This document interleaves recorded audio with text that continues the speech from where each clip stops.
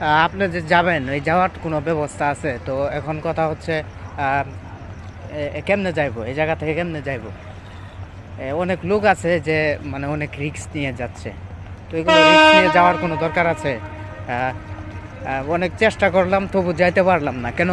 2 দিনের ছুটি দিছে, যায় কি লাভ? আজকে তো দিন গেলই গে। তো আপনারা ভাবেন, একটা বার ভাবিও দেখেন, যায় এভাবে কোনো যায় কোনো লাভ আছে? তো আমি এখন আছি হলো ঢাকা বিমানবন্দর।